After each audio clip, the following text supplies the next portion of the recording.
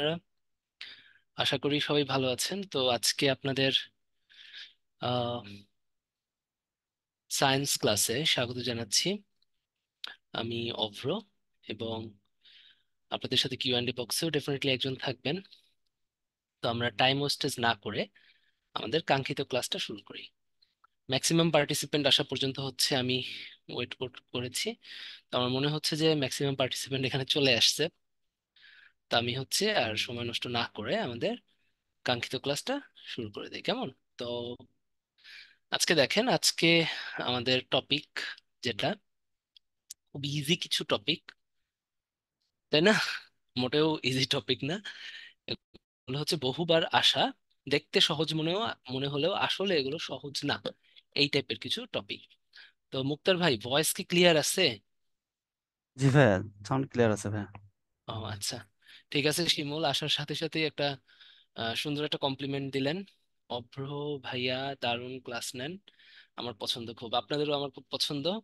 এই জন্য আপনাদের ক্লাসটা নিয়ে আমিও খুব মজা পাই, হ্যাঁ, এবং খুব শান্তি মতো আপনাদের ক্লাসটা আমি নিতে পারি, একটু লেট হলেও, তাই না? আমার বলাই আছে, কারণ আমার অফিস শেষ হয় যে টাইমে, ওইখান থেকে বা রুমে আসতে আসতে আসলে একটু লেট হয়ে যায়, হ্যাঁ। আর এখন আসলে আমার বাসার সামনে একটা মেলা চলতেছে, ওই মেলার জন্য একটু জ্যামটা লাগে। তো যাই হোক, আজকে খুব সুন্দর মতো ক্লাস নিব। বাকি ক্লাসগুলো যেরকম, আপনাদের যেহেতু ফ্যামিলিয়ার একটা ব্যাচ, আমি চেষ্টা করব যে, থ্যাংক ইউ। ঠিক আছে নাজিব ভাই, আমি কমার্স স্টুডেন্ট, হার্ড হয়ে যায়। কমার্সের স্টুডেন্ট আমি, তো আমার ক্লাস যেগুলো হয় ওগুলো তো কমার্স, আর্টস, সায়েন্সকে আলাদা প্রায়োরিটি দেওয়া হয় না।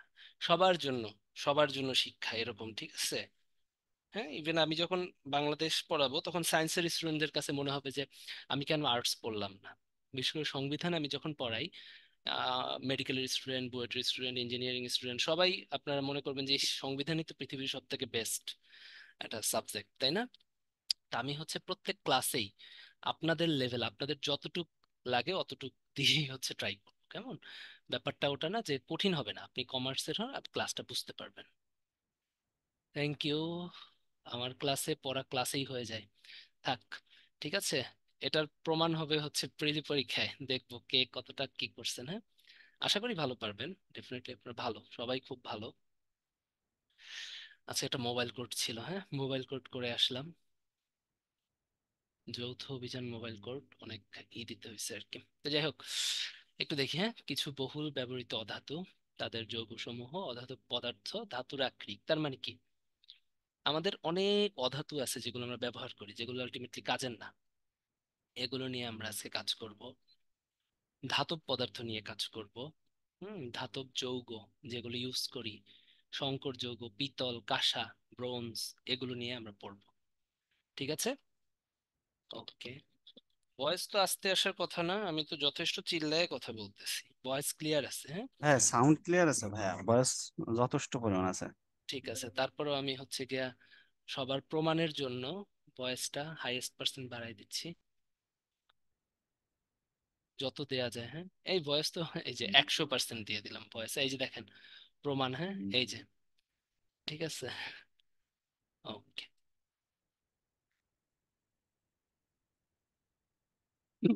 ঠিক আছে, আসেন ধাতুর সক্রিয়তার ক্রম।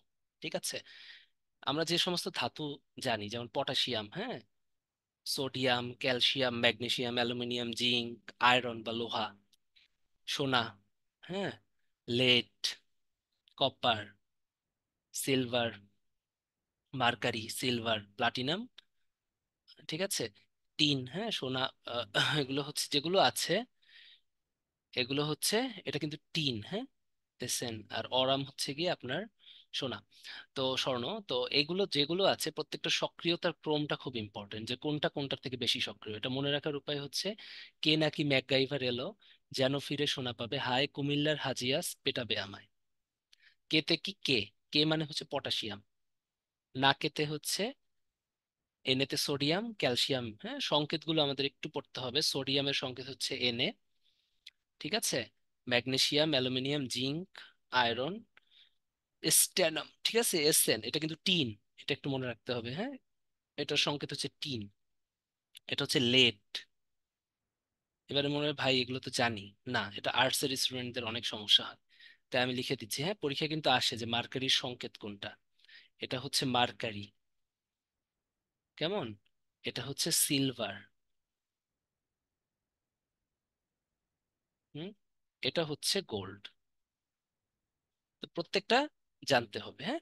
একটু দেখেন লাস্টের দিকে যেগুলো সক্রিয় না, আমি আপনাদেরকে বলতেছি পড়তে হবে, তারপরেও দেখেন আমি লাস্টে যেটা বলবো ওইটাই পরীক্ষায় আসবে। লাস্টের গুলো দেখেন তো কম সক্রিয়। Silver, platinum, gold. গোল্ড কি সক্রিয়? আপনি গোল্ড দেন হাজার হাজার বছর পর কি গোল্ডের কালার চেঞ্জ হয়? চেঞ্জ হয় না, কারণ এরা হচ্ছে অন্য পদার্থের সাথে বিক্রিয়া করে না। এই জন্যই হচ্ছে ওরা কম সক্রিয়, মানে কি ওখানে ওদের বিক্রিয়ার হার কম, তাই ওরা কম সক্রিয়। গোল্ড, ঠিক আছে। পিটিতে হচ্ছে প্লাটিনাম, তাহলে দেখেন সিলভার, প্লাটিনাম, গোল্ড এগুলো হচ্ছে কম সক্রিয় ধাতু, তাহলে এগুলো লাস্টের দিকে। পটাশিয়াম খুব সক্রিয়, সোডিয়াম অনেক সক্রিয়, ক্যালসিয়াম অনেক সক্রিয়, ম্যাগনেসিয়াম সক্রিয়। ঠিক আছে, কে নাকি এবারে আপনি লাইনটা মুখস্থ করেন। জীবনেও ক্রোম আসে না, আপনাদের জাস্ট বলার জন্য বললাম।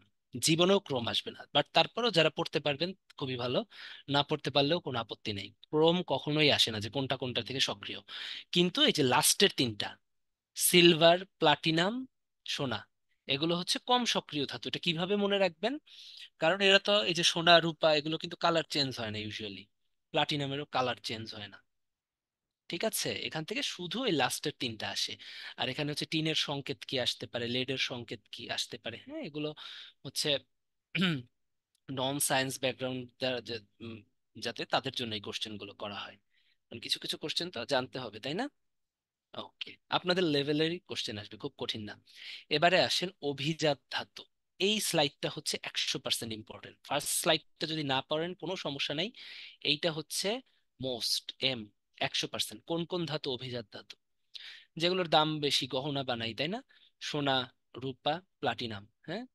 একটা আছে রেডিয়াম, প্যালাডিয়াম, বাট ওই দুইটা ওটা দরকার নাই। বাট সোনা, রূপা, প্লাটিনাম হচ্ছে অভিজাত ধাতু। ক্ষার ধাতু, হ্যাঁ। ক্ষার ধাতুটা খুব মনে রাখতে হবে। ক্ষার ধাতুর নামগুলো মনে রাখতে হবে যে কোনটা কোনটা ক্ষার ধাতু, এখান থেকে কোশ্চেন আসবেই। এটা মনে রাখার হচ্ছে হাই লিনাকে রুবি সাজিয়ে ফেললো। এটা কিন্তু যারা হচ্ছে সায়েন্সের তারাও অনেক আগে পড়ে আসছেন, ভুলে যেতে পারেন। তাই ক্ষার ধাতু কি কি আছে এগুলো কিন্তু পরীক্ষায় আসে।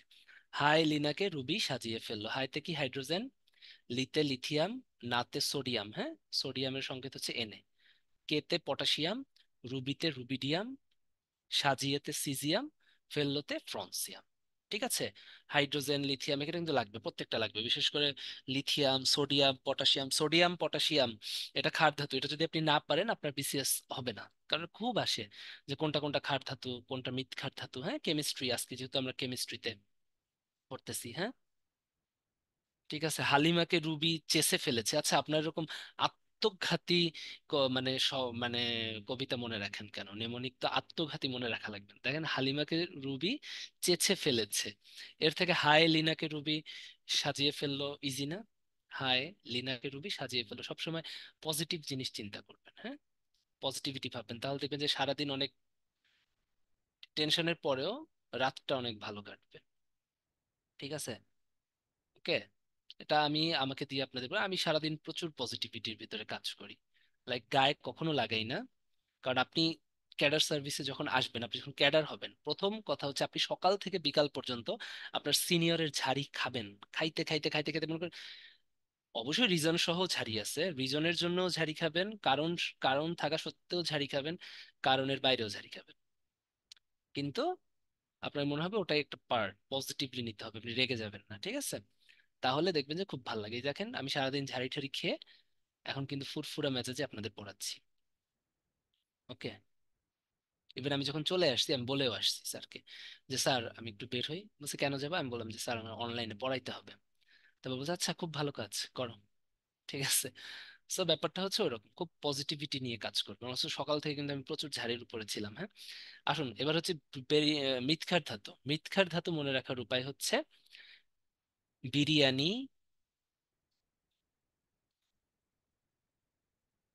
মোগলাই, হ্যাঁ, কাবাব, সরিয়ে বাটিতে রাখো। বিরিয়ানিতে কি? বেরিলিয়াম। মোগলাইতে ম্যাগনেসিয়াম। মনে থাকবে? কাবাবে, এটা কিন্তু সায়েন্সের জন্য খুব ইম্পর্টেন্ট, কারণ হচ্ছে সায়েন্স আপনারা যত যাই বলেন, ঠিক আছে, যারা কেমিস্ট্রিতে না পড়েন, খুব পিওর ফিজিক্সে না পড়েন, আমি লিখে দিতে পারি যে মৃৎক্ষার ধাতু ম্যাগনেসিয়াম বাদে আর ক্যালসিয়াম বাদে বাদ বাকিগুলো যদি বলি বলো তো স্ট্রনসিয়াম কি, বেরিয়াম কি, বেরিলিয়াম কি, এই দুটোর ভিতরে একবার আকাশের দিকে তাকাবেন, একবার বাতাসের দিকে তাকাবেন, সায়েন্সের স্টুডেন্টরা। সো এই কবিতাটা মনে রাখবেন, বারবার আসে, 10 জায়গায় পরীক্ষা দিলে 20 জায়গায় কমন পাবেন।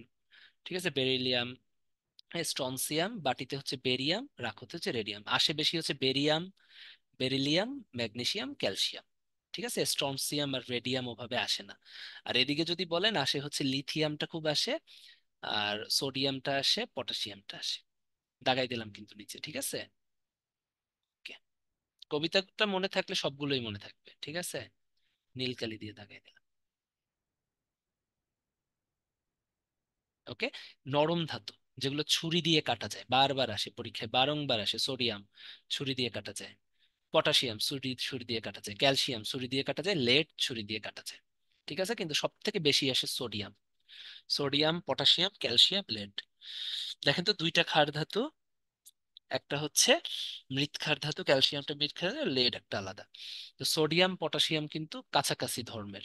তো এই দুইটা হচ্ছে ছুরি দিয়ে কাটা যায়, বাট আসে হচ্ছে সোডিয়াম। মুদ্রা ধাতু, আপনার ছোটবেলা পড়ছেন না, তামার মুদ্রা, রৌপ্য মুদ্র, স্বর্ণ মুদ্র, তাহলে মুদ্রা ধাতু কি? দেখেন কপার, কপার মানে হচ্ছে তামা, কপার মানে হচ্ছে তামা। সিলভার মানে কি? রূপা। আর গোল্ড মানে স্বর্ণ।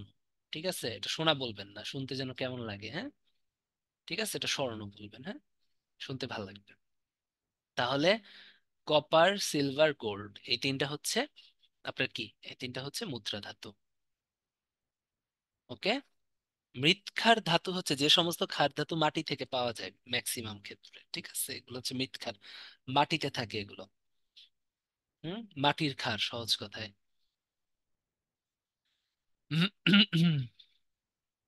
মুদ্রা ধাতু মনে থাকবে, কপার, সিলভার, গোল্ড, মুদ্রা ধাতু। এখানে প্রত্যেকটা জায়গা থেকে পরীক্ষা, এই যে আমি 41-এ 38-এ পাইছি ক্ষার ধাতু, 40-এ পাইছি অভিজাত ধাতু, 41-এ পাইছি নরম ধাতু, কোনটা ছুরি দিয়ে কাটা যায়, মুদ্রা ধাতু। এরপরে 43 44 অনেকবার আসছে। ঠিক আছে, এবার ব্যবহার, ভেরি ভেরি ইম্পর্টেন্ট। আমরা যে রাস্তায় সোডিয়াম লাইট বলি না, তাহলে রাস্তার বাতিতে সোডিয়াম লাইট। পটাশিয়ামটা ফিটকিরি তৈরিতে ব্যবহার করা হয়, খুবই ইম্পর্টেন্ট, সোডিয়াম পটাশিয়াম পড়তেই হবে। দেখেন তো, ক্ষার ধাতু থেকে সোডিয়াম পটাশিয়াম বললাম, খুবই ইম্পর্টেন্ট। ম্যাগনেসিয়াম, ম্যাগনেসিয়াম হচ্ছে ফটোগ্রাফির ফ্ল্যাশ পাউডার, ঠিক আছে, অগ্নি উৎপাদক বোমা তৈরিতে। ক্যালসিয়াম হচ্ছে নিরোধক হিসেবে, নিরোধক মানে হচ্ছে যে জিনিসটা পানি শোষণ করে নেয়। ঠিক আছে, নিরোধক হিসেবে ক্যালসিয়াম। আর একটা জিনিস নিরোধক হিসেবে ব্যবহার করা হয়, সেটা হচ্ছে সালফিউরিক অ্যাসিড, এটা একটু মনে রাখবেন, হ্যাঁ। ক্যালসিয়াম, সালফিউরিক অ্যাসিড দুইটাই নিরোধক হিসেবে, মানে পানি শোষণ করার কাজে ব্যবহার করা হয় calcium. Aluminium, very very important, হ্যাঁ। অ্যালুমিনিয়াম হচ্ছে চকলেট প্রভৃতি দ্রব্য, যে মোড়ক থাকে না চারপাশে, উড়োজাহাজ, রেলগাড়ি, মোটর গাড়ি, ট্রাম, এগুলোর উপরের মোড়ক তৈরিতে, উড়োজাহাজের কভার। বাট অ্যালুমিনিয়াম সরাসরি কিন্তু ব্যবহার করা হয় না উড়োজাহাজে। উড়োজাহাজে অ্যালুমিনিয়ামের একটা সংকর ধাতু ব্যবহার করা হয়। কি করা হয়? উড়োজাহাজের একটা সংকর ধাতু কিন্তু অ্যালুমিনিয়ামের ব্যবহার, ওটার নাম হচ্ছে ডুরালুমিন, কারণ অ্যালুমিনিয়াম হচ্ছে অনেক ভারী। ওটাকে যখন সংকর করে ডুরালুমিনে কনভার্ট করা হয় তখন খুবই ইম্পর্টেন্ট, গ্যালভানাইজিং। গ্যালভানাইজিং এ জিঙ্ক বা দস্তা ব্যবহার করা হয়। লোহা আমরা জানি যে মরিচা পড়ে বা জং ধরে, এই লোহার উপরে জিঙ্কের প্রলেপ দিলে হয় কি, জিঙ্কে কখনো মরিচা ধরে না। এই লোহার উপর জিঙ্কের প্রলেপ দেওয়াকে বলা হয় গ্যালভানাইজিং। তাহলে লোহার উপরে জিঙ্কের প্রলেপ দিতে জিঙ্ক বা দস্তা ব্যবহার করা হয়। তাহলে গ্যালভানাইজিং নাথিং। লোহাটাই যে আপনারা বলেন না যে, হ্যাঁ, আদিকালে সাধারণত গ্যালভানাইজিং করা হতো, হ্যাঁ, এখন তো স্টেইনলেস স্টিল দেয়, এটা আর ই হয় না। ঠিক আছে, আগে কিন্তু সবসময় গ্যালভানাইজিং করা হতো, জিঙ্কের প্রলেপ লোহার উপরে দিত। ঠিক আছে, কারণ জিঙ্কে মরিচা ধরে না। লেড বা সীসা খুবই ইম্পর্টেন্ট, এটা 10 জায়গায় পরীক্ষা দিলে 20 জায়গায় কমন পাবেন। ব্যাটারি, যে কোনো ব্যাটারি, মোটর গাড়ির ব্যাটারি, স্টোরেজ ব্যাটারি, হ্যাঁ, বাসার ব্যাটারি, যে কোনো ধরনের ব্যাটারিতে আপনার লেড বা সীসা থাকবেই। এম। ঠিক আছে, এটাও এম। তামা, হ্যাঁ, তামা সাধারণত বৈদ্যুতিক যন্ত্র, তার নির্মাণে ব্যবহার করা হয়, তামার তার, তাই না? তার দেখছেন না? পিতল বা কাঁসা এক ধরনের সংকর, এগুলো ব্যবহৃত, এগুলোর ভিতরে আমরা তামা বা কপার পাবো, আমরা সামনে দেখবো। ঠিক আছে, এখন এখানে দরকার নাই। এখানে ইম্পর্টেন্ট হচ্ছে যদি বলেন একটা লেড বা সীসা কোথায় পাওয়া যায়, ব্যাটারির মধ্যে। লেড বা সীসা কোথায় পাওয়া যায়? ব্যাটারি, স্টোরেজ ব্যাটারি, মোটর গাড়ির গাড়ির ব্যাটারি, এগুলো। ঠিক আছে, আর জিঙ্কের প্রলেপ দেওয়াকে বলা হয় গ্যালভানাইজিং। কথাগুলো কিন্তু ইম্পর্টেন্ট। ওকে। ইস্পাত বা স্টিল, হ্যাঁ, স্টিল হচ্ছে গিয়ে লোহা আছে না, লোহার ভিতরে বিভিন্ন টাইপের ধাতু দিয়ে স্টিল বানানো হয়। ওকে। রেলের চাকা, লাইন, এগুলো দেখলে রিডিং পড়লেই পাবেন। সব থেকে ইম্পর্টেন্ট হচ্ছে পিতল বা ব্রাস, কাঁসার ইংরেজি হচ্ছে ব্রোঞ্জ। ঠিক আছে, এখানে সব থেকে যদি বলেন যে ইম্পর্টেন্ট কোনটা, এখানে হচ্ছে পিতল বা ব্রাস, কাঁসা, কাঁসা বা ব্রোঞ্জ, এই দুইটা হচ্ছে সব থেকে ইম্পর্টেন্ট এখানে। ঠিক আছে, পিতল বা ব্রাশ, হ্যাঁ, এগুলো কাঁসা বা ব্রোঞ্জ, থালা, গ্লাস, এগুলো থালা, পাতিল, ডেকচি, এগুলো ব্যবহার করা হয়। ঠিক আছে, এখন এখান থেকে একটা লাইন এখানে লেখা নাই, এক্সকিউজ মি, একটা ফোন আসছে, একটু দাঁড়ান।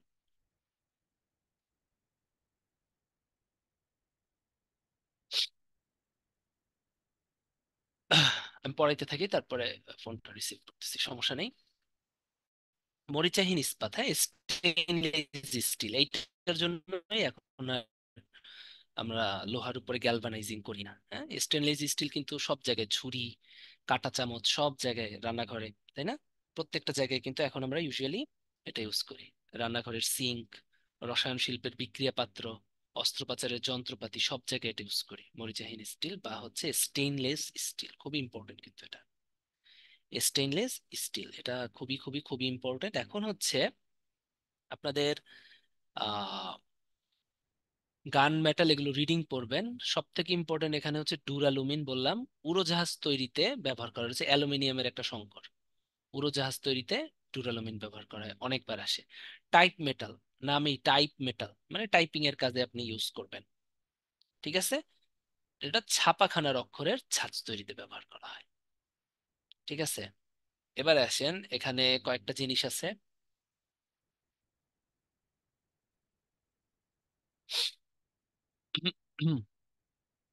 এক্সকিউজ মি, একটু দাঁড়ান।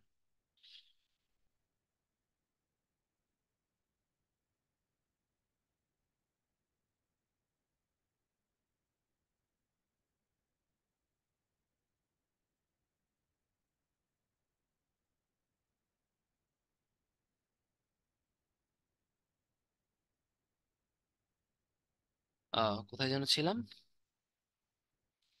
আহ একটু আসি, এখান থেকে কয়েকটা জিনিস দেখেন, এগুলো তো দেখলেন। এখান থেকে ইম্পর্টেন্ট লেড বা সীসা, এটাই আসবে, দেখবেন যে অনেক কমন পাবেন। এগুলো রিডিং পড়বেন, একদম টানা মুখস্থ করার দরকার নেই। এখন এখানে পিতল আর কাঁসা, এগুলো কোনটা কোনটা দিয়ে তৈরি হয় দেখেন, দুইটাই কিন্তু কপার আছে, আমরা একটু আগে পড়ে আসছি, দুইটাই কিন্তু কপারের সংকর, তাই না? দুইটাই কিন্তু কপারের সংকর, দেখেন। কপার দিয়ে পিতলও তৈরি করবেন, কাঁসাও তৈরি করবেন, তার মানে দুইটার ভিতরে কিন্তু আপনার কপার থাকবে। এখন কোনটায় কপার থাকে আর কপারের সাথে কি থাকে, এইটাই এখানে কোশ্চেন। পিতলে থাকে হচ্ছে কপারের সাথে জিঙ্ক বা দস্তা, আর কাঁসাতে থাকে হচ্ছে কপারের সাথে টিন। কি থাকে? টিন। আর এখানে কি থাকে? জিঙ্ক। জিঙ্কের আরেকটা নাম কি? দস্তা। এইটা হচ্ছে পরীক্ষায় আসে, বারবার আসে, এমনকি মেন্টাল অ্যাবিলিটিতেও আসে। ঠিক আছে, যে পিতল আর কাঁসার ভিতর মেইন পার্থক্যটা কি? ঠিক আছে, না পার্সেন্টেজ লাগবে না, পার্সেন্টেজ তো আমি বলি নাই, পার্সেন্টেজ যদি আসতো আমি তো আপনাদেরকে বলতামই। হ্যাঁ, ঠিক আছে, পার্সেন্টেজ দরকার নেই। পার্সেন্টেজ পড়বে হচ্ছে যারা কেমিস্ট্রিতে পড়ে, যারা রিসার্চ করবে, যারা কেমিস্ট্রি নিয়ে কাজ করবে, তারা। আপনি আমি আমাদের মতো এরকম মূর্খ স্টুডেন্টরা কেন পার্সেন্টেজ পড়বে? ঠিক আছে, আমি মজা করলাম। মানে মেইন কথা হচ্ছে সবার জন্য লেভেল প্লেইং ফিল্ড। ঠিক আছে, ওকে। এটা পড়তে হবে, হ্যাঁ, পিতল কপার আর জিঙ্ক, আর কাঁসা কপার আর টিন, এই দুটো খুব আসে। হুম? এই দুটো ভুল করা যাবে না, এটা অনেকেই ভুল করেন পরীক্ষার সময়, আউলায় যান যে পিতল আর কাঁসা কোনটায় যেন টিন ছিল।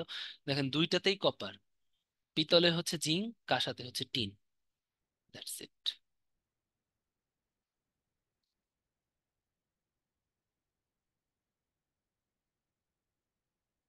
সোডিয়াম, সোডিয়ামের আকরিক, আকরিক মানে হচ্ছে সোডিয়ামটা যেখানে পাওয়া যায়। হ্যাঁ, অনেক জায়গায় সোডিয়াম আপনি পান।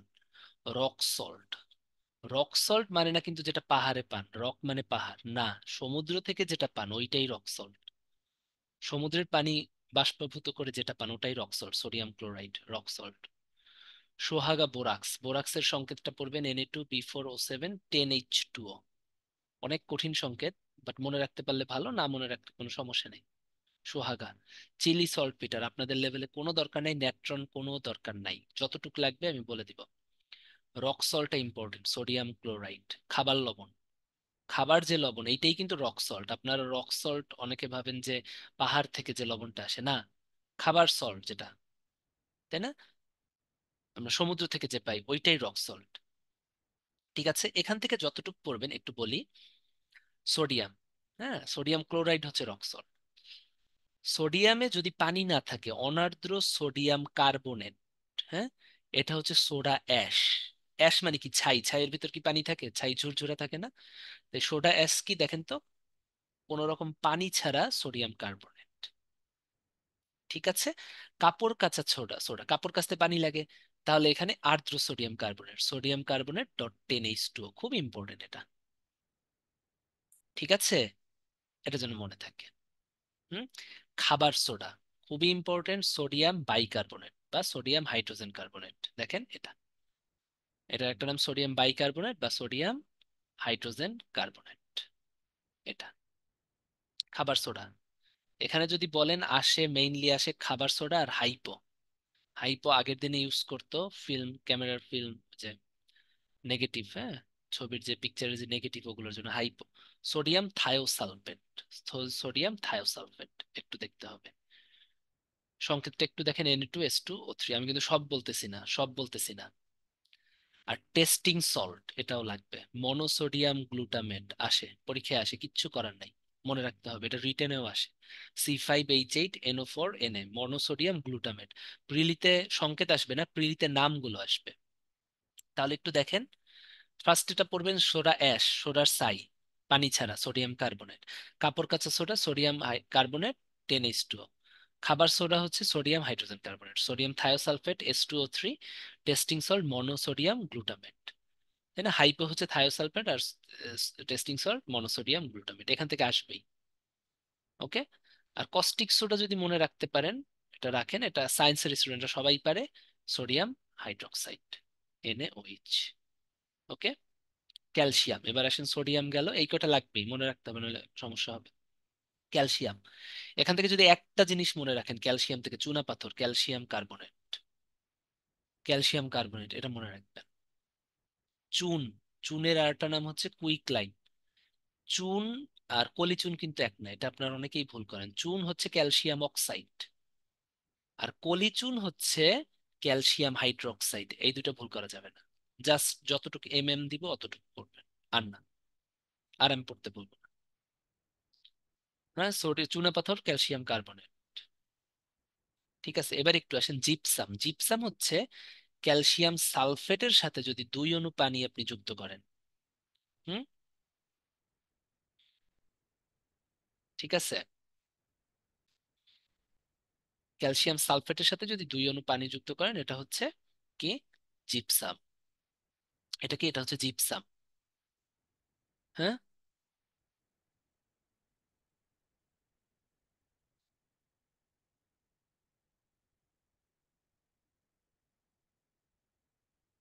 আর প্লাস্টার অফ প্যারিস হচ্ছে, দেখেন,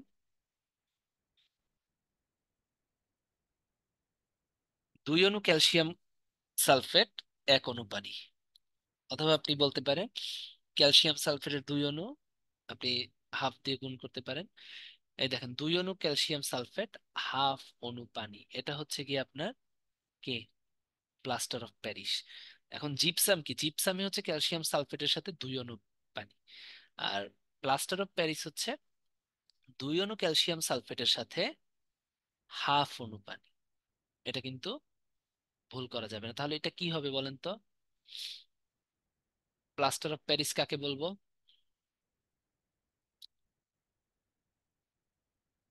এটা বুদ্ধি করে বলেন, এটা কোনটা হবে?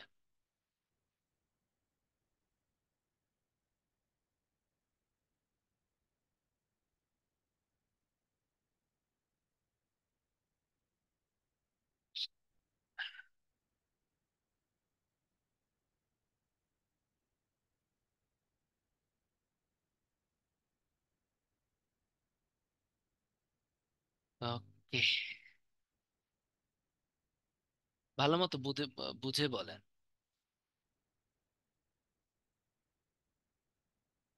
মাসুম, ঠিক আছে।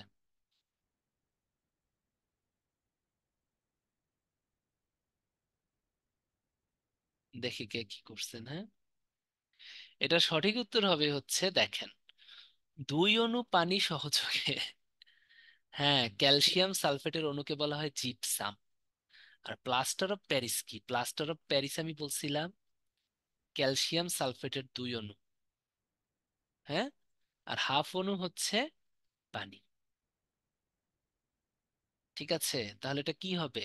এটা শুধু আর্দ্র ক্যালসিয়াম সালফেট আমরা বলবো, আর কিচ্ছু না। জিপসাম হচ্ছে ওইটা। প্লাস্টার অফ প্যারিস কি? দেখেন প্লাস্টার অফ প্যারিসের সংকেতটা, দুই দিয়ে গুণ করলেও তো ওদিকে এক। এটা শুধু আর্দ্র, কি হবে? এটা হবে উত্তর সি। ঠিক আছে, এটা যেন, এইটা কিন্তু আপনারা অনেকেই ভুল করেন। সবাই জিপসাম আর প্লাস্টার অফ প্যারিস গোলায় ফেলেন না। জিপসাম হচ্ছে ক্যালসিয়াম সালফেটের সাথে দুই অণু পানি, আর প্লাস্টার অফ প্যারিস হচ্ছে গিয়ে সহজ কথায় দুই অণু ক্যালসিয়াম সালফেট এর সাথে হাফ অণু পানি। ঠিক আছে, এটা আপনাদের ব্রেন ব্রেন স্টর্মিং এর জন্য ঠিক করা হয়েছে। হ্যাঁ, একজনে হচ্ছে লিখছে যে কত পার্সেন্ট সঠিক আনসার, মানে ও হচ্ছে মনে হয় সঠিকের ভিতরে। হ্যাঁ, আপনি জিতেছেন, অনেক কম এখানে সঠিক আনসার করছে। ঠিক আছে, তো যারা যারা সঠিক আনসার দিয়েছেন তারা তারা তারা তারা খুশি হন। হ্যাঁ, যেমন যে জিজ্ঞেস করছে যে খুব খুশি হতে চাচ্ছে, সে সঠিক উত্তর দিছে, আমি খেয়াল করছি। হ্যাঁ, আর্দ্র ক্যালসিয়াম সালফেট, সমস্যা নেই, আমরা ভুল করতে করতেই শিখবো। হ্যাঁ, ওকে, গুড। এটা ম্যাক্সিমামই ভুল করেন, আমি নিজেও ভুল করতাম। হ্যাঁ, জিপসাম আর ক্যালসিয়াম প্লাস্টার অফ প্যারিসের ভিতরে কি করব? আপনাদের মেইন প্যাচটা লাগে চুন আর কলিচুন, এটা ভুল করা যাবে না। চুন হচ্ছে শুধু ক্যালসিয়াম অক্সাইড, আর কলিচুন হচ্ছে ক্যালসিয়াম হাইড্রোক্সাইড। এটা ভুল, আমি কিন্তু একটু পরে জিজ্ঞেস করবো র্যাপিড ফায়ার রাউন্ড। হ্যাঁ, ম্যাগনেসিয়াম, ম্যাগনেসিয়াম থেকে শুধু ডলোমাইটটা পড়বেন। দেখেন ক্যালসিয়াম কার্বনেট, ম্যাগনেসিয়াম কার্বনেট, ওভাবে আসেও না। আয়রন, হ্যাঁ, আয়রন থেকে তেমন কিছু পড়তে হবে না। আয়রন থেকে শুধুমাত্র আয়রন থেকে জাস্ট রিডিং পড়েন। ঠিক আছে, ম্যাগনেটাইট আকরিক ঠাকরিক ওরকম আসে না। ঠিক আছে, আয়রনের অক্সাইড কোনটা একটু দেখবেন। হ্যাঁ, আয়রন পাইরাটস যদি রিডিং পড়তে চান। হ্যাঁ, সবুজ ভিট্রিয়ল, আয়রন সালফেটের সাথে ফেরাস সালফেটের সাথে যদি 7 অণু পানি যুক্ত হয়, এটাকে সবুজ ভিট্রিয়ল বলে, একবার দেখবেন। লেড, লেড থেকে ইম্পর্টেন্ট হচ্ছে রেড লেড, Pb3O4। এটা হচ্ছে সিঁদুর হিসেবে ব্যবহার করা হয়, লেড অক্সাইড। ঠিক আছে, সিঁদুর হিসেবে ব্যবহার করা হয় কোনটা? রেড লেড, Pb3O4, এটা পরীক্ষায় আসে। জিঙ্ক কখনোই আসে না ভাবে। সাদা ভিট্রিয়ল, জিঙ্ক অক্সাইড, এই জিনিসটা হচ্ছে মেকআপ প্রোডাক্টসে থাকে। ঠিক আছে, মেয়েদের যে কি বলে ফেস পাউডার, হ্যাঁ, ফেস পাউডারে এই জিঙ্ক অক্সাইড থাকে। এটা ওভাবে আপনাদের আসে না। তুতের সংকেতটা এখানে লাগবে, কপার সালফেট .5H2। এটা খুব ইম্পর্টেন্ট, তুতের সংকেত, এত দরকার নাই, বারবার বলতেছি। হ্যাঁ, তুতের সংকেতটা এখানে লাগবে, কারণ এটা হচ্ছে আপনার ভার্সিটির পরীক্ষা দিতে যাবেন, এখানে অনেক বেশি দিয়ে দিয়েছে, আপনাদের ভয় পাওয়ার কিচ্ছুই নাই। ঠিক আছে, তুতের সংকেতটা লাগবে। জিঙ্ক অক্সাইড ফেস পাউডারে, আর রেড লেড হচ্ছে সিঁদুর হিসেবে ব্যবহার করা হয়। ওকে, এটা কি হবে? এটার উত্তর হবে আর্দ্র ক্যালসিয়াম সালফেট, জাস্ট এতটুকু, আর কিছু না।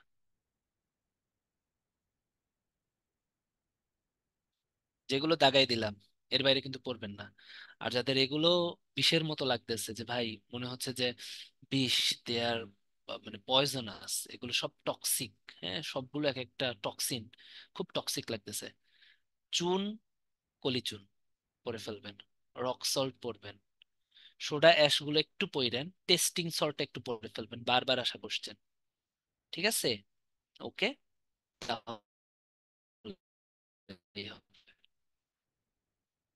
ওকে, এবার আমি হচ্ছে চ্যাট বক্সে র্যাপিড ফায়ার রাউন্ড খেলবো। নিচের কোনটা কলিচুনের সংকেত? Calcium oxide, calcium hydroxide, sodium oxide, sodium hydroxide, তাড়াতাড়ি। Sukhi, very good. শাম্মা, শাহনাজ, কলি, আমি, very good, very good, very good. Okay, কলিচুন হচ্ছে ক্যালসিয়াম হাইড্রোক্সাইড। ওকে, এখন বলবেন হচ্ছে চুনের সংকেত কি। আমি অপশন দিব না। আজিজুল, ঠিক আছে, চুনের সংকেত। হ্যাঁ, শাহনাজ, সাইদুর, শশী, শিমুল, কমা, অভিজিৎ, অভিজিৎ ভুল দিছেন, মুন্নি, সঙ্গীতা, আজিজুল, জিহাদ, Firoz, Riturani, Swakkhar, Sukhi. Very good, calcium oxide. Okay, এবারে বলেন রক সল্ট মানে কি? বিট লবণ, monosodium glutamate, sodium chloride. Very good, very good. এই তো পেরে গেছেন। হ্যাঁ, আপনাদের কে থামায়? নিচের কোনটা হচ্ছে টেস্টিং সল্টের সংকেত? Sodium carbonate, sodium carbonate 10H2O, monosodium glutamate, sodium sulphate. Very good, এটা হচ্ছে মনোসোডিয়াম গ্লুটামেট। এই তো হয়ে গেছে, এইগুলোই আসবে, আমি যেগুলো বলবো এগুলোই আসবে। ওকে, একটু দেখি কঠিনে যাই। খাবার সোডা কোনটা? সোডিয়াম কার্বনেট ডট 10H2O, অনার্দ্র সোডিয়াম কার্বনেট, সোডিয়াম বাইকার্বনেট বা সোডিয়াম হাইড্রোজেন কার্বনেট, আর কি তিনটার কোনটা? ভেরি গুড, সোডিয়াম বাইকার্বনেট মানে sodium hydrogen carbonate. Very good, very good Shashi. এই তো পেরে গেছেন। দেখছেন, ক্লাসে ক্লাসেই কিন্তু হয়ে গেল। ঠিক আছে, গুড। এবার আসেন অক্সিজেনের ব্যবহার। অক্সিজেন নিজে জ্বলে না, কিন্তু অন্যকে জ্বলতে সাহায্য করে। অক্সিজেনের সাথে বেশিরভাগ পদার্থের বিক্রিয়ায় প্রচুর পরিমাণে তাপ উৎপন্ন হয়, একে দহন বিক্রিয়া বলে, তাই না? অক্সিজেন হচ্ছে আমরা জানি শ্বসন বা দহন করে। শ্বসনের মেইন কাঁচামাল কি? অক্সিজেন। কারণ অক্সিজেন আর গ্লুকোজ এরা মিলে সাধারণত 38 ATP শক্তি আর হচ্ছে কার্বন ডাই অক্সাইড তৈরি করে। এইটাই তো ফ্যাক্ট। ঠিক আছে, মুমূর্ষু রোগীদের জন্য হাসপাতালে যে সিলিন্ডারে অক্সিজেন সরবরাহ করা হয় ওতে 93% অক্সিজেন থাকে, এটা খুব ইম্পর্টেন্ট। কত পার্সেন্ট অক্সিজেন থাকে? 93% অক্সিজেন থাকে। ওকে, এবার আসেন আপনাদের জন্য একটা কথা, এটা হচ্ছে আপনাদের জীবন বাঁচানোর জন্য। হ্যাঁ, আপনারা হঠাৎ যখন হচ্ছে উম, তেলে আগুন ধরে যায়, তাই না, এরকম হয় না? তখন কি করেন? তেলের ভিতরে পানি মারেন, ওটা কিন্তু আরো স্পার্কলিং করে, বিস্ফোরণ ঘটায়। তাই কখনো রান্না করতে গেলে মেয়েরা বা ছেলেরা বা নব্য রাঁধুনি আছে অনেক, ইউটিউব দেখে দেখে রান্না করেন, যদি কখনো তেলে আগুন ঠাগুন ধরে যায়, কখনোই তেলের উপরে পানি ঢালবেন না, তাহলে কিন্তু ওটা আরো আপনার মুখে ছিটে যাবে। সব থেকে ইজি কাজ কি বলেন তো? কোনো একটা ঢাকনা নিয়ে এনে ঢেকে দাও। কারণ কি? অক্সিজেন ছাড়া কোনো কিছু জ্বলতে পারে না, অক্সিজেন হচ্ছে অন্যকে জ্বলতে সাহায্য করে। তাহলে আপনি যদি ঢাকনা দিয়ে ওই জিনিসটা ঢেকে দেন, তাহলে কি হবে? অক্সিজেন অফ হয়ে যাবে। ফলে কি হবে? ওটা এমনি এমনি নিভে যাবে, তারপরে আপনি গ্যাসটা অফ করে দেন। সবসময় এটা কিন্তু আপনাদের শিখাই দিলাম, ঠিক আছে?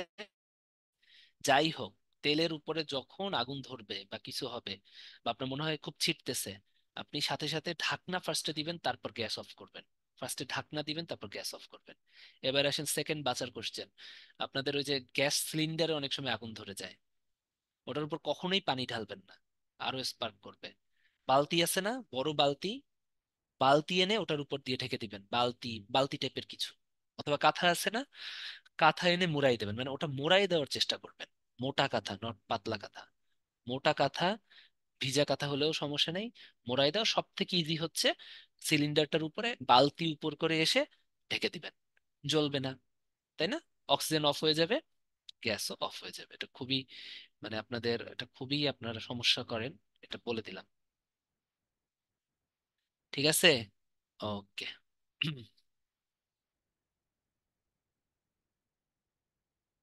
ওকে,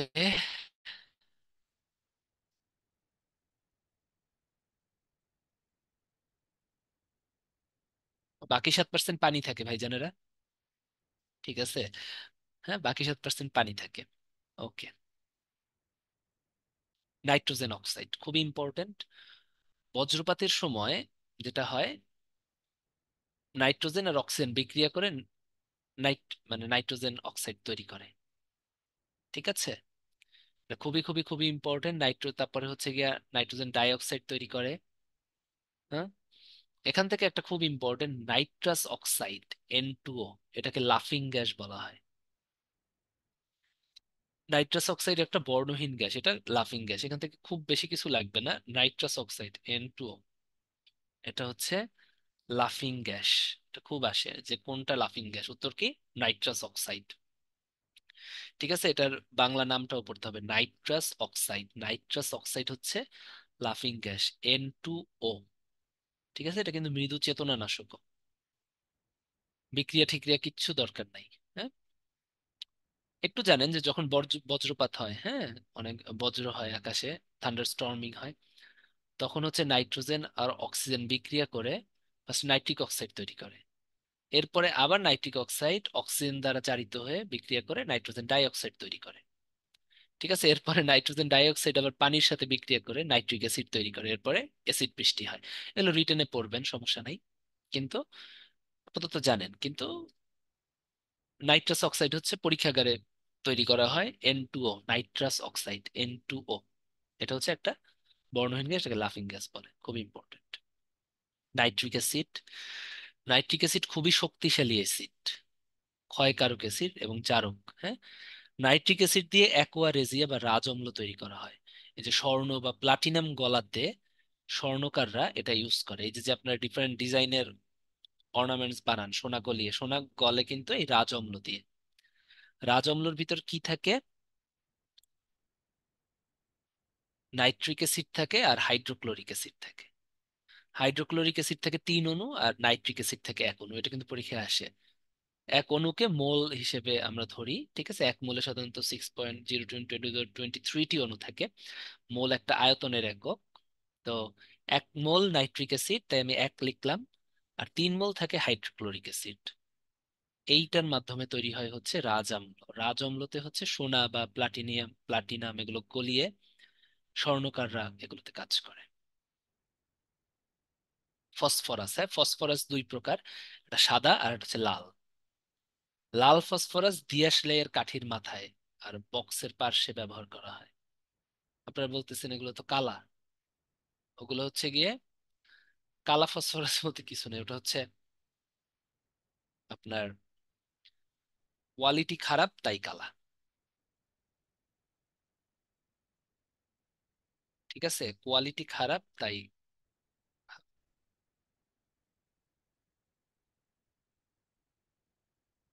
ঠিক আছে, তাহলে কালো ফসফরাস বলতে কিন্তু কিচ্ছু নাই, লাল ফসফরাস থাকে। ফসফরাস ইঁদুর মারার বিষ আর হচ্ছে কীটনাশক হিসেবে, নিরোধক হিসেবেও কিন্তু ব্যবহার করা হয়। তাহলে নিরোধক হিসেবে কিন্তু আমরা অনেক কিছু পাইলাম প্রথম থেকে। ক্যালসিয়াম পাইছিলেন, মনে আছেন? Sulphuric acid পাইছিলেন। আর একটা কি পাইলেন এখন? ফসফরাস। নিরোধক লিখে রাখবেন বইয়ের উপরে, হ্যাঁ, ক্যালসিয়াম, সালফিউরিক অ্যাসিড, ফসফরাস, তিনটাই কিন্তু নিরোধক হিসেবে ব্যবহার করা হয়। ফসফরাস সাধারণত কিছু ফসফরাস সার সার তৈরিতেও ব্যবহার করা হয়, ফসফেট সারে থাকে। হ্যাঁ। এবারে আসেন, আপনারা অনেকেই এই দুইটাই ভুল করেন, একটু বলে দেই। রাজ অম্ল, হ্যাঁ, রাজ অম্ল বা অ্যাকোয়া রেজিয়া, হ্যাঁ, এটা হচ্ছে গিয়ে কে? 1 মোল গারোনাইট্রিক অ্যাসিড আর হচ্ছে 3 মোল হাইড্রোক্লোরিক অ্যাসিড। কিন্তু তার মানে এরা নাকি যারা অ্যাসিডের রাজা? এটা অনেকেই ভুল করেন। অ্যাসিডের রাজা বলা হয় সালফিউরিক অ্যাসিডকে, রাসায়নিক দ্রব্যের রাজা বলা হয় হচ্ছে সালফিউরিক অ্যাসিডকে। যদি বলে রাজা, এটা কিন্তু অনেকে ভুল করেন। হ্যাঁ, রাসায়নিক দ্রব্যের রাজা হচ্ছে সালফিউরিক অ্যাসিড, কিন্তু রাজ অম্ল হচ্ছে যখন কিনা 3 মোল হাইড্রোক্লোরিক অ্যাসিড দিবেন আর 1 মোল গাঢ় সালফিউরিক অ্যাসিড দিবেন, তখন ওটা রাজ অম্ল হয়ে যাবে। হ্যাঁ, সালফিউরিক অ্যাসিডের আরেকটা নাম আছে oil of vitriol. Oil of vitriol খুবই ইম্পর্টেন্ট এই নামগুলো। ধূমায়মান সালফিউরিক অ্যাসিডকে অলিয়াম বলে। হ্যাঁ, যে সমস্ত 100% যে সালফিউরিক অ্যাসিড যেটা থাকে, ওটার ভিতর শুধু সালফিউরিক অ্যাসিডই থাকে। ওটা ধূমায়িত হয়, হ্যাঁ, বাষ্পের মতো উড়ে উড়ে যায়, ওটাকে অলিয়াম বলে। ঠিক আছে। 100% যে সালফিউরিক অ্যাসিডটা, যেটার ভিতরে কোনো পানি থাকে না, এটাকে বলা হয় হচ্ছে পাইরো সালফিউরিক অ্যাসিড। কই গেল?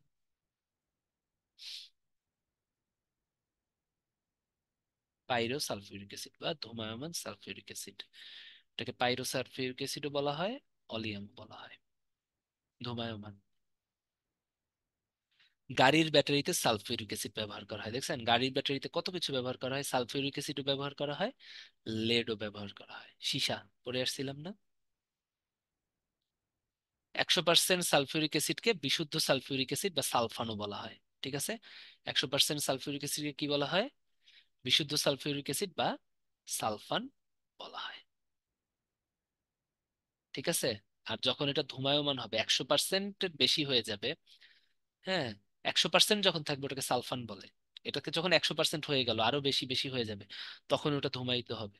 তখন ওটাকে বলবো ধূমায়িত সালফিউরিক অ্যাসিডকে অলিয়াম বলবো, অথবা পাইরো সালফিউরিক অ্যাসিড বলবো। পাইরো মানে কি? পাইরো কথাটা মানে হচ্ছে তাপমাত্রা রিলেটেড, তার মানে এটা ধূমায়িত হবে। ঠিক আছে, এই জিনিসগুলো একটু মাথায় রাখতে হবে, কেমন? আচ্ছা, একটু দাঁড়ান।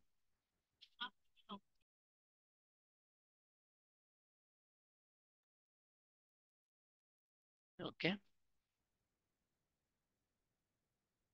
হ্যালোজেন সমূহ আর হচ্ছে নিষ্ক্রিয় গ্যাস, আমরা যদি বলি, না সালফান আর অলিয়াম এক না। সালফানে হচ্ছে কোনো পানি থাকবে না, 100% সালফিউরিক অ্যাসিড, কিন্তু ওটা থেকে ধূমায়িত হবে না। কিন্তু সেই বিশুদ্ধ সালফিউরিক অ্যাসিডের ভিতরে যদি আরো সালফিউরিক যুক্ত করেন, হ্যাঁ, আরো বেশি বেশি সালফিউরিক অ্যাসিড, বাট কোনো পানি নেই, এখানেও পানি নেই, দুইটার কোনোটাতেই পানি নেই, দুইটাতেই 100% সালফিউরিক অ্যাসিড, কিন্তু যখন কিনা 100%, এটা ধূমায়িত হবে না, সেই সালফানটা যখন ধূমায়িত হবে, এক্সেসিভ সালফিউরিক অ্যাসিড হয়ে যাবে, তখন হচ্ছে কি ওটা ধূমায়িত হবে, তখন হচ্ছে ওটা পাইরো সালফিউরিক অ্যাসিড। পাইরো মানে হচ্ছে তাপমাত্রা বা হচ্ছে ধূমায়িত, আগুন ক্ষেত্রে হচ্ছে যেটা ধূমায়িত, ওটাকে পাইরো বলবো।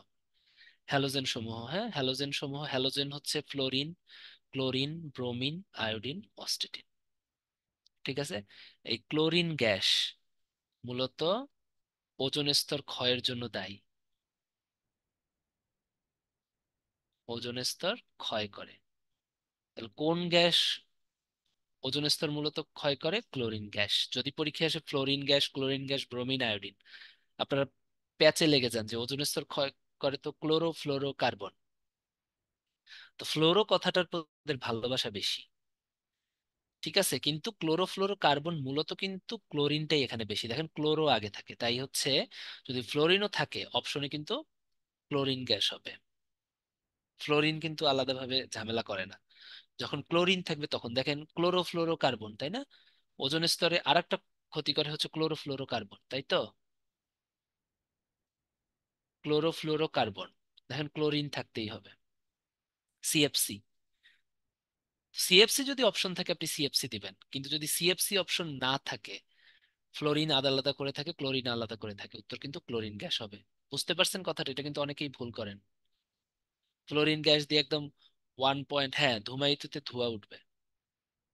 এই কথাটা বুঝতে পারছেন নাকি? যদি বুঝতে পারছেন আমাকে একটু ই করেন, নক করেন যে হ্যাঁ বুঝতে পারছি।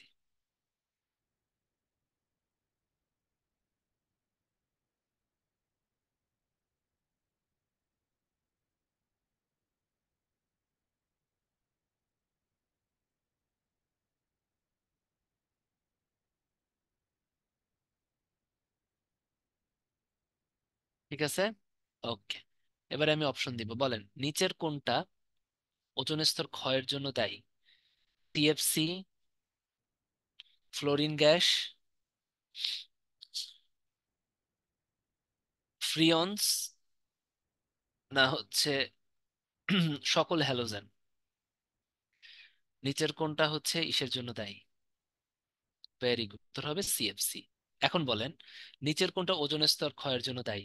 Fluorine gas, bromine gas, chlorine gas, iodine gas. এখন বলেন। Very good. আমি কিন্তু ক্লিয়ার করে দিচ্ছি, এটা কিন্তু ম্যাক্সিমাম ভুল করেন, 1.5 নষ্ট হয়ে যায়। ঋতুরানী, শিহাব, সাদিয়া, জাকিয়া, বুঝতে পারছেন?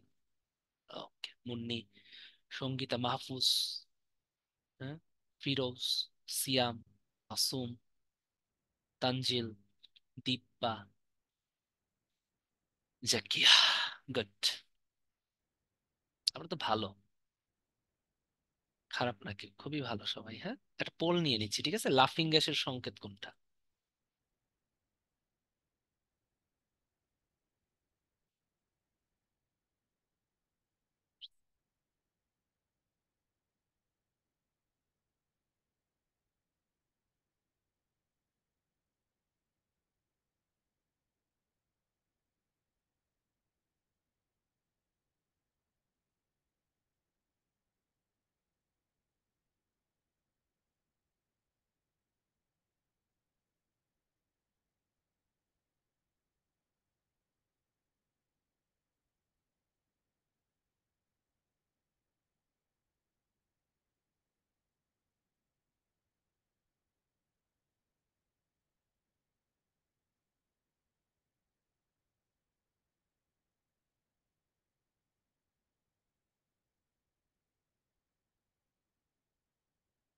হ্যাঁ।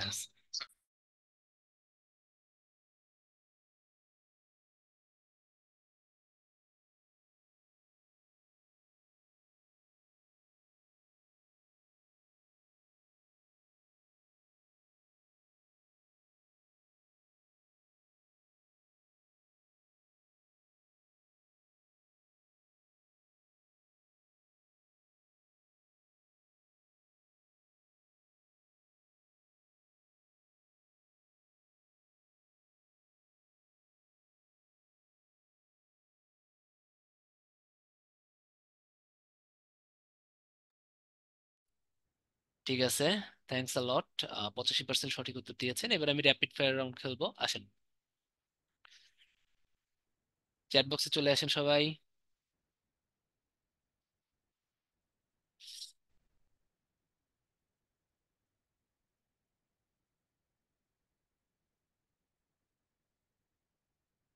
ওকে,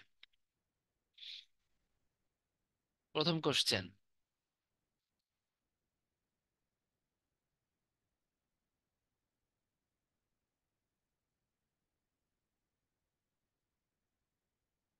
গাড়ির ব্যাটারিতে নিচের কোনটা ব্যবহার করা হয়? এক, লেড। দুই, ক্যাডমিয়াম। তিন, সালফিউরিক অ্যাসিড। চার, এ ও সি, বোথ।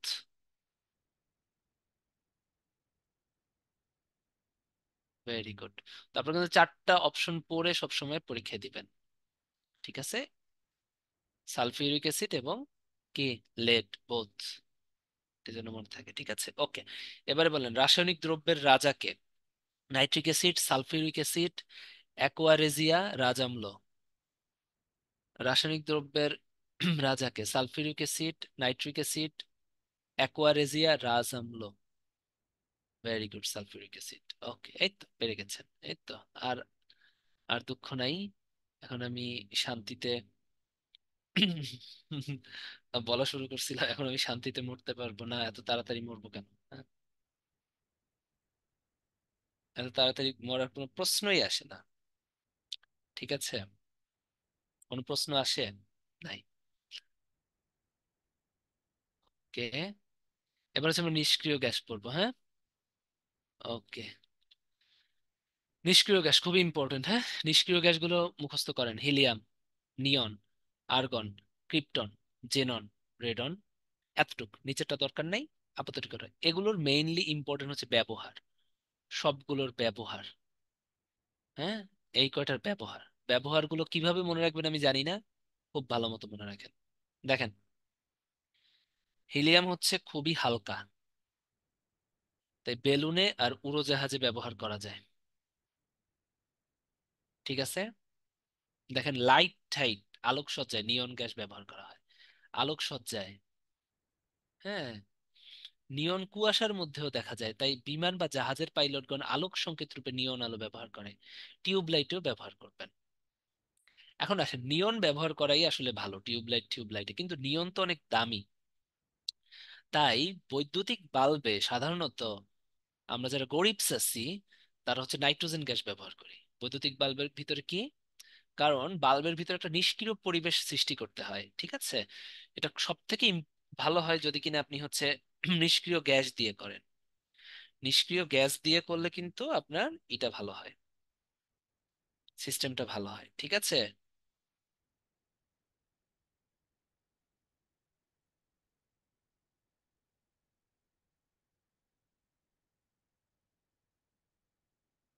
ওকে।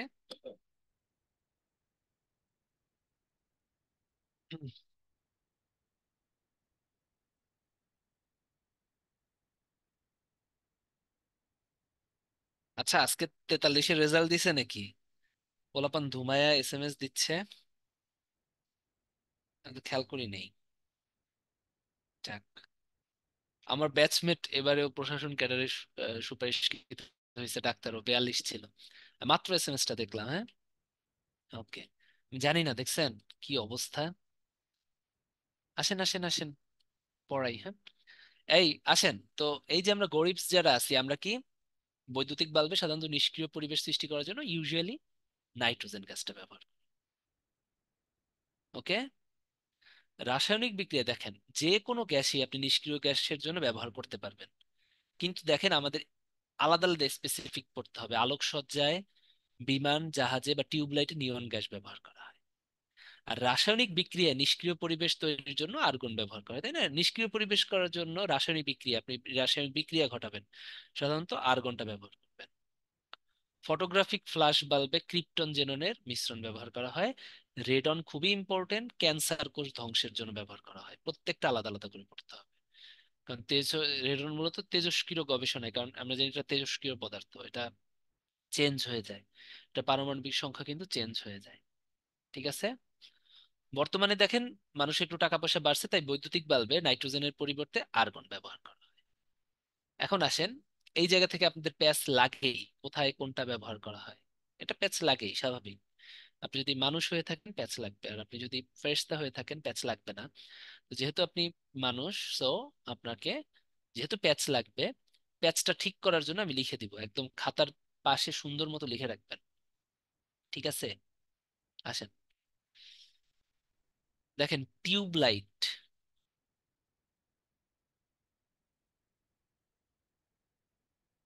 ঠিক আছে? আলোকসজ্জা, আকাশে, তাই না? বিমানে, নিয়ন। ওকে। এবার আস্তে আস্তে গরিবিতে চলে আসেন। বৈদ্যুতিক বাতি, বাল্ব, ইউজুয়ালি নাইট্রোজেন। বর্তমানে আমরা একটু বড় লোকস হয়ে গেছি, আর্গন, ঠিক আছে? ক্যান্সার ধ্বংসে রেডন, ঠিক আছে? আর্গন আর একটা হচ্ছে, একটু পরে নিবেন, সেটা হচ্ছে যে কোনো ধরনের, আচ্ছা ঠিক আছে, হ্যাঁ, সিম্পল রাসায়নিক বিক্রিয়ায়,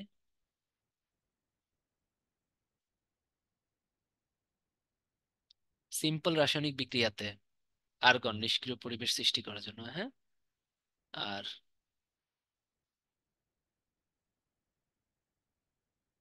তেজস্ক্রিয় গবেষণা, রেডন। একদম, এই স্লাইডটা ভেরি ভেরি ইম্পর্টেন্ট, একদম সুন্দর খাতায় উঠায় রাখবেন, হ্যাঁ। মনে থাকে যেন, জিজ্ঞেস করবো একটু পরে আমি। জৈব যৌগ, যে সমস্ত যৌগে সাধারণত কার্বন আছে, হ্যাঁ, সহজ কথায় কার্বন আছে, ওইটাই জৈব যৌগ, একদম সহজ কথায়। সাধারণত এটা মনে হয় প্রাকৃতিক পাওয়া যায় জৈব যৌগগুলো, কিন্তু দেখা গেছে না, রাসায়নিক ইসেও তৈরি করা যায়। হাইড্রোকার্বন, তাই না? হাইড্রোজেন এবং কার্বন, এটাকে বলা হয় হাইড্রোকার্বন। দুই ধরনের আছে, অ্যালিফেটিক, অ্যারোমেটিক। অ্যালিফেটিক হচ্ছে মুক্ত শেকল, এই যে দেখেন এরকম শেকল, হ্যাঁ, একদম চেইনের মতো। আর অ্যারোমেটিক যেগুলো, অ্যারোমেটিক হচ্ছে সাধারণত বদ্ধ শেকল। অ্যালিফেটিক আবার দুই প্রকার হয়, একটা মুক্ত শেকল আর একটা বদ্ধ শেকল। বদ্ধ শেকল হলেও এটা হচ্ছে প্রত্যেকটার কার্বন কার্বন একক বন্ধন থাকে। আর অ্যারোমেটিকে হচ্ছে সব সময় কার্বন দ্বিবন্ধন থাকবে কয়েকটাতে, হ্যাঁ।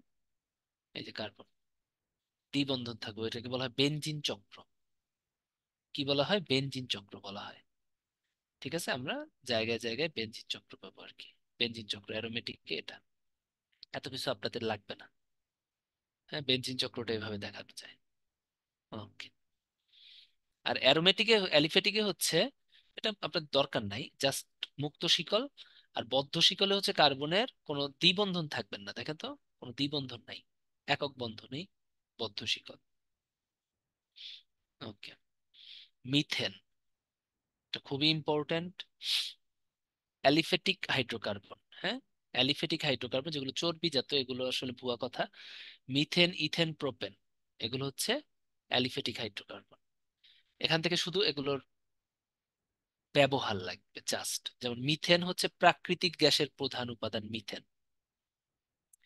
বদ্ধ জলাভূমিতে গাছপালা পচে উৎপন্ন মিথেনকে বলা হয় মার্শ গ্যাস। ইথিলিন বা ইথিন, এরা হচ্ছে ফল পাকানোর জন্য দায়ী। প্রত্যেক খালি ব্যবহার এখান থেকে কিন্তু, এই স্লাইডটা কিন্তু একটা ভুয়া স্লাইড, দরকার নাই। ক্রস। মিথেনের সংকেত আমরা যে প্রাকৃতিক গ্যাস গ্যাস বলি, হ্যাঁ, প্রধান উপাদান মিথেন। ইথিলিন হচ্ছে ফল পাকানোর জন্য দায়ী হচ্ছে ইথিলিন। অ্যাসিটিলিন হচ্ছে, অ্যাসিটিলিনের আরেকটা নাম হচ্ছে ইথাইন। দেখেন, একটা হচ্ছে ইথিন বা ইথিলিন, এটা ফল পাকানোর জন্য দায়ী। হ্যাঁ, অ্যাসিটিলিন হচ্ছে ইথাইন। অক্সি অ্যাসিটিলিন শিখা, এটার সাথে অক্সিজেনে ঝালাইয়ের কাজে ব্যবহার করা হয়। এটা তো খুবই ইম্পর্টেন্ট, অক্সি অ্যাসিটিলিন শিখা, হ্যাঁ, অক্সিজেনের সাথে অ্যাসিটিলিনের ঝালাইয়ের কাজে ব্যবহার করা হয়।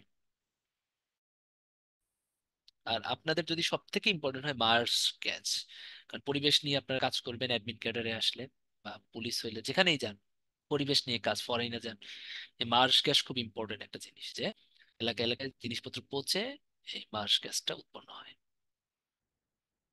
ওকে। ফেনল, ফেনলের আরেকটা নাম হচ্ছে কার্বলিক অ্যাসিড। হ্যাঁ, এইটা হচ্ছে সাপ, সাপ দূর করতে এটা ব্যবহার করা হয়, বাকিগুলো দরকার নাই। স্যালিসাইলিক অ্যাসিড, বেদনানাশক, অ্যাসপিরিন তৈরিতে ফেনল ব্যবহার করা হয়। ফেনল হচ্ছে কার্বলিক অ্যাসিড, ফেনলের আরেকটা নাম কার্বলিক অ্যাসিড, এটা পরীক্ষায় আসে। ঠিক আছে, টলুইন আপনাদের লেভেলে আসে না।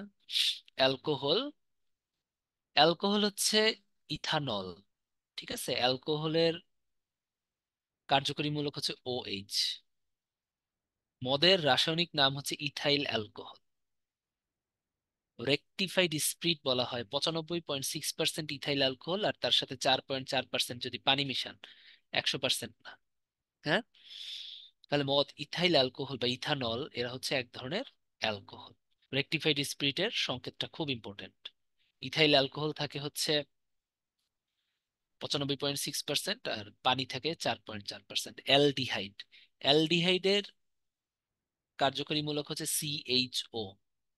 এগুলো আপনাদের দরকার নাই কোনটার কার্যকরী মূলক। অ্যালডিহাইড হচ্ছে ফর্মালডিহাইডের মিথাইল ডিহাইড, হ্যাঁ, মানে একদম ফর্মালডিহাইডের 40% জলীয় দ্রবণকে বলা হয় ফরমালিন, এই লাইনটা লাগবে। ঠিক আছে, অ্যালডিহাইড, অ্যালডিহাইডের একটা গোত্র বা একটা শ্রেণী বা একটা উদাহরণ হচ্ছে ফর্মালডিহাইড, যেটাতে হচ্ছে অ্যালডিহাইডের সংকেত হচ্ছে HCHO। ঠিক আছে, অ্যালডিহাইড আর কি, এটার 40% জলীয় দ্রবণকে বলা হয় ফরমালিন। তাহলে ফরমালিন যেহেতু নিয়ে আপনার কাজ করতে হবে, আপনি মোবাইল কোড করতে যাবেন, হ্যাঁ, বলবেন ফরমালিন ব্যবহার করা যাবে না হেন তেন, তো আপনাকে এটার 40% জানতে হবে না। হ্যাঁ, ফেনলও একটা অ্যালকোহল, এটা হচ্ছে অ্যারোমেটিক অ্যালকোহল। ঠিক আছে, এই দেখেন ওইচ। ওকে। তাহলে ফর্মালডিহাইডের 40% জলীয় দ্রবণ ফরমালিন, আর রেকটিফাইড স্পিরিট হচ্ছে 95% ইথাইল অ্যালকোহল, 4.4% পানির সংস্ফুটন মানে মিশ্রণ আর কি। জৈব অ্যাসিড, জৈব অ্যাসিডের বিদ্যমান মূলক হচ্ছে COOH। হ্যাঁ, অনেকগুলো অ্যাসিড আছে, যেমন মিথানোইক অ্যাসিড, ইথানোইক অ্যাসিড। পিঁপড়ার কামড়ে মিথানোইক অ্যাসিড থাকে, সেই জন্য কামড় দিলে পোড়ায়। ঠিক আছে, ইথানোইক অ্যাসিডও খুব ইম্পর্টেন্ট। ইথানোইক অ্যাসিডের আরেকটা নাম হচ্ছে অ্যাসিটিক অ্যাসিড। এই অ্যাসিটিক অ্যাসিডের ভিতরে যদি আপনি 4 থেকে 10% জলীয় দ্রবণকে ভিনেগার বা সিরকা বলে। মানে অ্যাসিটিক অ্যাসিড থাকবে হচ্ছে আপনার এখানে 4 থেকে জল 10%, আর 94 থেকে 96% থাকবে হচ্ছে গিয়ে পানি। এটাকে বলা হয় ভিনেগার বা সিরকা। এটা কিন্তু খুবই ইম্পর্টেন্ট যে অ্যাসিটিক অ্যাসিড বা ইথানোয়িক অ্যাসিডের 4 থেকে 10% জলীয় দ্রবণকে ভিনেগার বা সিরকা বলে। ঠিক আছে। ভিনেগার বা সিরকা অ্যাসিটিক অ্যাসিড কতটুকু থাকবে? 4 থেকে 10%। আর জল বা পানি কতটুকু থাকবে? 90 থেকে 96%। এটা যেন ভুল না হয়।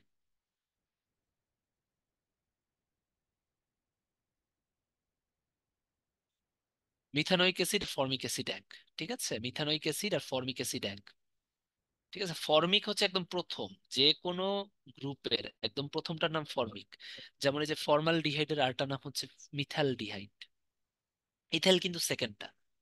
প্রথমে আর একটা মিথাইল অ্যালকোহল আছে বা মিথানল আছে, ওটা না। ইথাইল অ্যালকোহলের 95.6% ইথাইল অ্যালকোহল, আর হচ্ছে 4 5 পানিকে রেক্টিফাইড স্পিরিট বলে।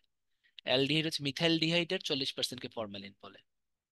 হ্যাঁ, মিথানোইক অ্যাসিডের আরেকটা নাম ফর্মিক অ্যাসিড, যেটা পিঁপড়া বা বোলতার কামড়ে থাকে। আর ইথানোইক অ্যাসিডের আরেকটা নাম অ্যাসিটিক অ্যাসিড, এর 4 থেকে 10% জলীয় দ্রবণকে ভিনেগার বলে। ঠিক আছে। অ্যাস্টার, পাকা কলায় থাকে হচ্ছে অ্যামাইল অ্যাসিটেট, পাকা আনারসে ইথাইল বিউটারেট। রিডিং পড়বেন, জীবনেও আসতে দেখি নাই।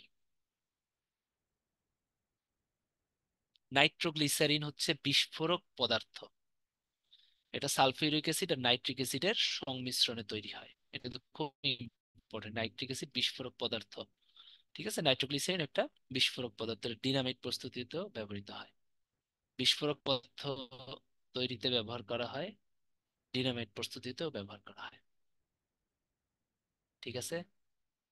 সারিন হচ্ছে রাসায়নিক অস্ত্র হিসেবে ব্যবহার করা হয়। এই যে কোনো জায়গায় মনে করেন এই রাসায়নিক অস্ত্র ছড়াই দিয়ে খাবারের মধ্যে যুদ্ধ চলাকাল সময়, হ্যাঁ, স্নায়ুতন্ত্রকে আক্রমণ করে অকার্যকর করে দেয় সারিন।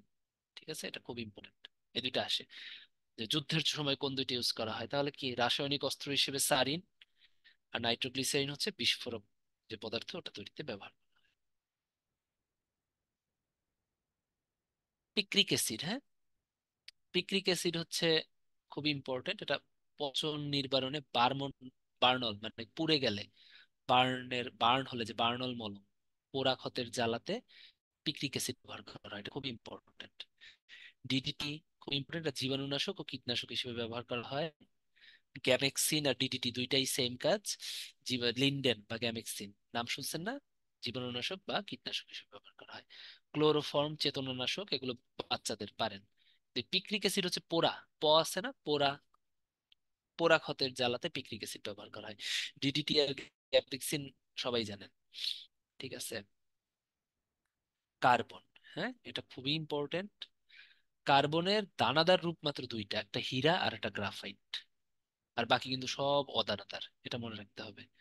কোক কয়লা, চারকোল, কাঠ কয়লা, বসা কয়লা, প্রাণীজ কয়লা।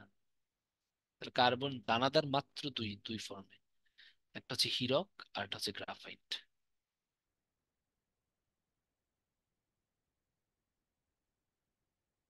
ঠিক আছে, একটা হীরক আর একটা গ্রাফাইট।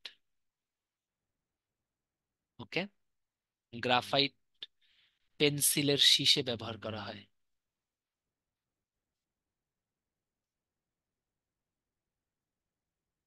ওকে।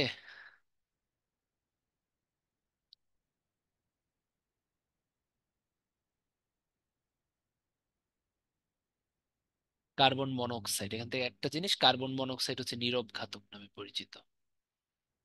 এরা শরীরে যে রক্তের হিমোগ্লোবিন পরিবহন ক্ষমতা হ্রাস, মানে হিমোগ্লোবিনের যে অক্সিজেন পরিবহন ক্ষমতা, ওটা আস্তে আস্তে হ্রাস করে দেয়। ঠিক আছে। ওকে। এবারে আমি হচ্ছে এতক্ষণ যে পড়াইলাম, চ্যাট বক্সে আসেন। খুবই ইম্পর্টেন্ট যে কয়টা পড়াইছি। আসেন। প্রাকৃতিক গ্যাসের প্রধান উপাদান কি?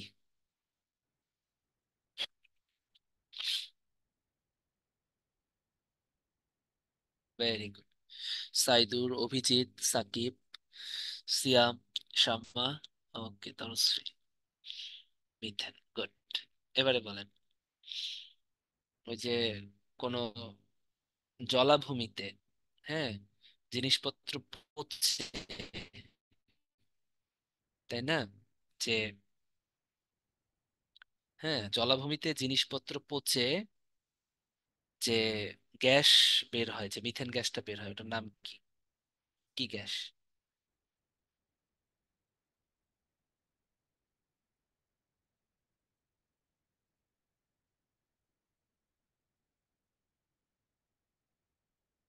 Very good, Jannatul, Saidur, Mahfuz. Very good, lovely. Sangeeta. ওটা কি? ওটা হচ্ছে মার্শ গ্যাস। গুড। এই তো হয়ে গেছে, এবারে বলেন নিচের কোনটা formalin?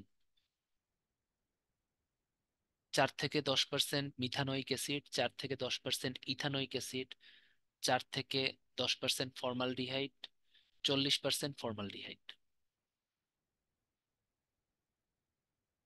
Very good, Saidur, Zakia, Rayan, Masum. কত? 40% formaldehyde. Very good, very good.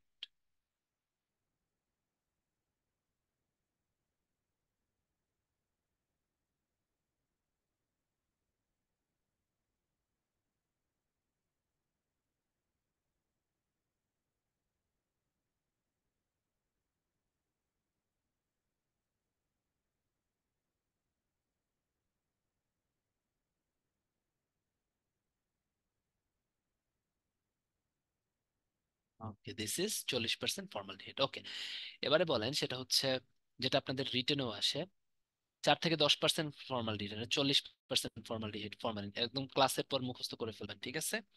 এই কটা আসবেই। ভিনেগার কি? 4 থেকে 10% মিথানোইক অ্যাসিড, 4 থেকে 10% ফর্মালডিহাইড, 4 থেকে 10% ইথানল, 4 থেকে 10% ইথানোইক অ্যাসিড। 4 থেকে 10% ফর্মালডিহাইড, 4 থেকে 10% মিথানোইক অ্যাসিড, 4 থেকে 10% ইথাই, মানে ইথাইল অ্যালকোহল, না 4 থেকে 10% ইথানোইক অ্যাসিড? গুড, 4 থেকে 10% ethanoic acid. Good. Rahul, Shamma, Azizul, Parvin, Shimul. Good, very good. Thank you.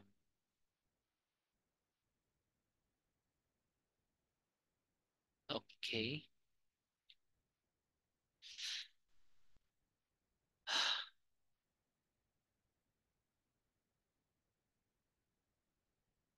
Polymer, হ্যাঁ। পলিমার থেকে ব্যবহার পড়তে হবে। প্রাকৃতিক পলিমার কি দেখেন তো? পলিমার মানে হচ্ছে যেটা একটা মনোমার থাকে, মনোমার মানে হচ্ছে একক বা ক্ষুদ্র অণু। একক বা ক্ষুদ্র অণু হচ্ছে মনোমার। ওইটাকে যখন পলিমারকরণ বিক্রিয়ার মাধ্যমে হাজার হাজার হাজার হাজার অণুতে পরিণত করা হবে, that will be called polymer. ঠিক আছে? তো প্রাকৃতিক ভাবে গ্লুকোজ অনেকগুলো মিলে, সেলুলোজ, স্টার্চ, রাবার, গাছের কষ, এগুলো যে প্রাকৃতিক পলিমার। যেমন অনেকগুলো গ্লুকোজ মিলে সেলুলোজ হয়, বা অনেকগুলো গ্লুকোজ মিলে স্টার্চ হয়, অনেকগুলো লিপিড মিলে রাবার হয়। কৃত্রিম পলিমার যেমন প্লাস্টিক, মেলামাইন, রেজিন, বাকেলাইট। পলিথিন, হ্যাঁ, পলিথিন কিভাবে তৈরি করা হয় এটা রিটেনের জন্য আসলে লাগে। ইথিলিনকে যদি উচ্চ চাপ ও তাপে উচ্চ তাপ ও চাপে পলিমারকরণ করা যায়, তাহলে হচ্ছে পলিথিলিন তৈরি করা যায়। তাহলে ইথিলিন, পলিথিনের মনোমার কি? ইথিলিন। দেখেন, ইথিলিন বা ইথিন, এইটা যখন পলি হয়ে গেছে পলিথিন, তাহলে পলিথিনের একক কি? ইথিন বা ইথিলিন। ঠিক আছে? PVC, polyvinyl chloride. ঠিক আছে, পলিভিনাইল ক্লোরাইড। এখন ভিনাইল ক্লোরাইড কোনটা? এই যে দেখেন,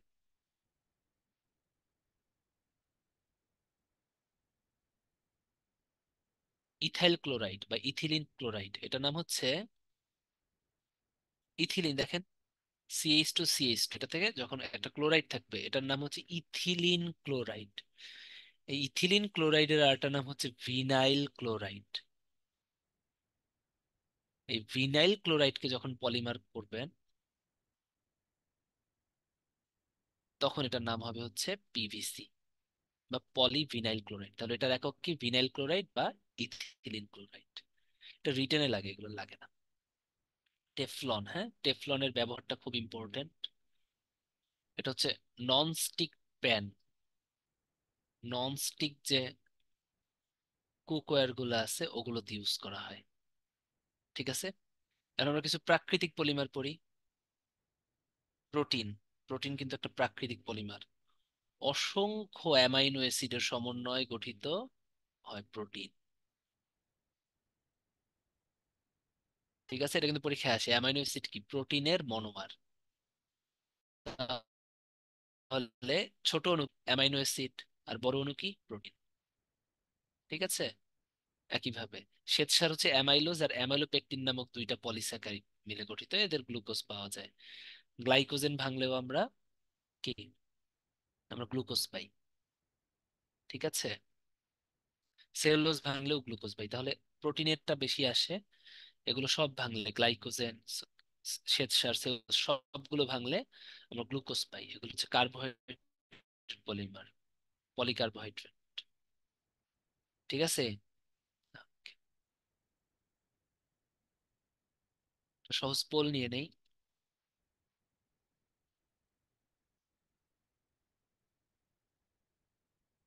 উড়োজাহাজের বডি কোনটা ব্যবহার করা হয়?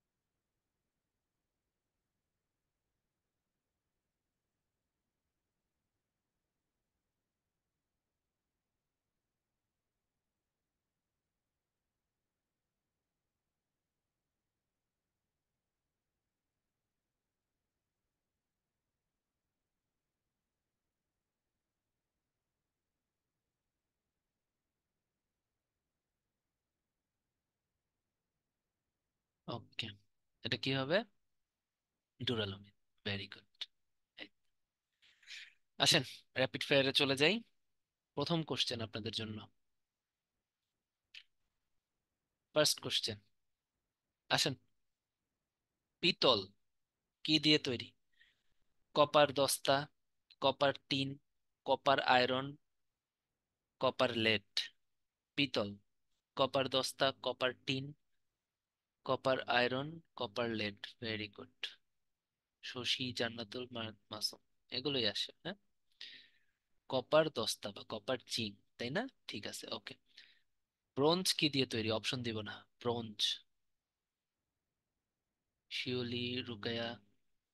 ভেরি গুড, কপার আর হচ্ছে টিন। গুড,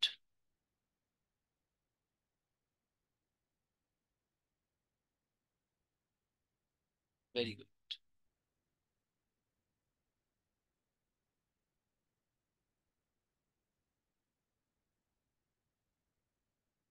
ওকে,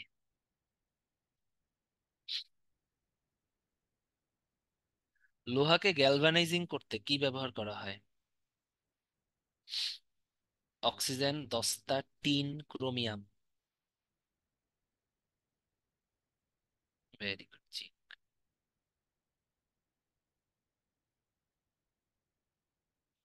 বজ্রবৃষ্টির ব্যাপারগুলো উদ্ভিদের কোন গ্যাসের সাথে জড়িত?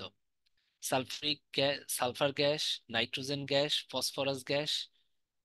Very good, very good.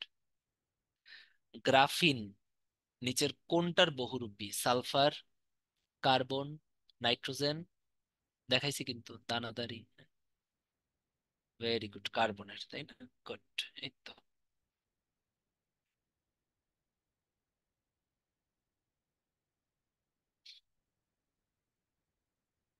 সর্বাপেক্ষা হালকা গ্যাস হাইড্রোজেন, হ্যাঁ, এটা জানেন আপনারা, সমস্যা নেই। ঠিক আছে, তাহলে ব্রেক নিলাম না, বিকজ হচ্ছে দেখেন পারবেন, বলছেন আপনারা, হ্যাঁ। বিশ্বব্রহ্মাণ্ডে সব থেকে বেশি যে গ্যাসটা আছে, হ্যাঁ, carbon die oxide, carbon die oxide কিন্তু, ঠিক আছে, সব থেকে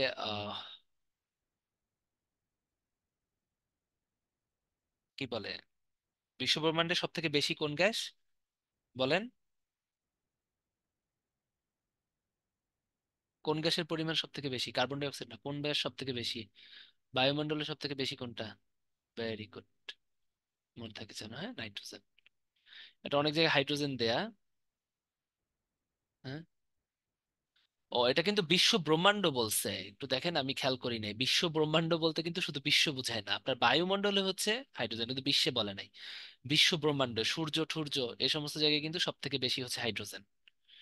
সূর্য কিন্তু তৈরি হয় হাইড্রোজেনের মাধ্যমে, হ্যাঁ, হাইড্রোজেনের ফিউস ফিউশন প্রক্রিয়ায়, ঠিক আছে, সূর্য তৈরি হয়। তাহলে বিশ্ব ব্রহ্মাণ্ড বলতে কিন্তু শুধু বিশ্ব না, সূর্য টূর্য এগুলো বোঝায়। ঠিক আছে, গ্রাফিন পারবেন। কাঁদুনি গ্যাস হচ্ছে যেটা, হ্যাঁ, লাফিং গ্যাস হয়ে গেছে, কাঁদুনি গ্যাস হচ্ছে ক্লোরোপিক্রিন, হ্যাঁ। লাফিং গ্যাস যেহেতু জানছেন, নাইট্রাস অক্সাইড, কাঁদুনি গ্যাস হচ্ছে ক্লোরোপিক্রিন, ওখানে ছিল না, আমি বলে দিলাম। কাঁদুনি গ্যাস হচ্ছে ক্লোরোপিক্রিন বলে এটা আসে। সিরামিকে সাধারণত সিলিকা অক্সাইড থাকে। এই কয়েকটা লাইন আর কি। এগুলো আজকের টপিকের পড়া না, এগুলো আজকে দিছে, এগুলোর ক্লাস আর একদিন হবে, এটা এদিকে কেন এগুলো দিয়ে আসছে আমি জানি না। যেগুলো আছে ওইগুলো নিয়ে আমরা যাই, ঠিক আছে। হাইড্রোজেন, এটা কিন্তু প্যাচ লাগে, বিশ্ব ব্রহ্মাণ্ড, বিশ্বে বায়ুমণ্ডলে সব থেকে বেশি গ্যাস হচ্ছে নাইট্রোজেন, কিন্তু বিশ্ব ব্রহ্মাণ্ডে সূর্য সূর্য সবকিছু মিলায় সব থেকে বেশি আছে কিন্তু হাইড্রোজেন, এটা মনে রাখতে হবে। ড্রাই আইস তৈরিতে, এটা কিন্তু ড্রাই অ্যাশ বলে না, ড্রাই আইস, কার্বন ডাই অক্সাইড, হ্যাঁ, কার্বন ডাই অক্সাইড শুকনো করে ড্রাই আইস তৈরিতে আমরা কার্বন ডাই অক্সাইড ব্যবহার করি, এটা আমরা জানি। গ্রিন হাউস আজকের ব্যাপার না। খাবার সোডা, এটা পারতে হবে বলেন, এটা পারতে হবে, এটা পড়াইছি, দেখি পারেন নাকি। ভেরি গুড, ভেরি গুড, শুভ্র, মাসুম, ঈশা, সাদিয়া, জান্নাতুল মাহফুজ, তনুশ্রী, শশী, শিমুল, সিয়াম, সাগর। গুড। লোহাকে এটা বলে দিছেন। এই যে স্টেনলেস স্টিল কি বলছিলাম, যে অনেকগুলো লোহার উপরে থাকে অলরেডি, মূলত ক্রোমিয়ামের কারণে স্টেনলেস স্টিলে মরিচা পড়ে না, এটা একটু মনে রাখবেন, ঠিক আছে। পার্সেন্টেজ দরকার নেই, লোহার সাথে ক্রোমিয়ামের সংকট থাকে এটা। পিতল, বলেন কোনটা? কতবার আসছে দেখছেন, পিতল। কপারের সাথে কোনটা? ক, খ, গ না ঘ? ভেরি গুড, শুভ্রা, শাম্মা, এশা, শাহনাজ, রুকায়া। কপার, জিঙ্ক, মানে কপ, তামা আর দস্তা। সর্বাপেক্ষা হালকা গ্যাস হাইড্রোজেন, হাইড্রোজেন সব থেকে হালকা। ভারী পানির সংকেত হচ্ছে ডি টু, এটা আজকের পড়া না, একটু বলে দেই, ভারী পানির সংকেত হচ্ছে, নর্মাল পানির H2O, ভারী পানির হচ্ছে D2O, হ্যাঁ, ডিউটোরিয়াম। সিমেন্ট তৈরির হচ্ছে জিপসাম, হ্যাঁ, সিমেন্ট ওই যে প্লাস্টার অফ প্যারিস কিন্তু জিপসাম থেকে তৈরি করা হয়। জিপসাম থেকে পানি কমায়া ক্যালসিয়াম সালফেট বাড়াইয়া হচ্ছে সিমেন্ট তৈরি করা হয়, এটাই তো, জিপসাম হচ্ছে সিমেন্ট তৈরির কাঁচামাল।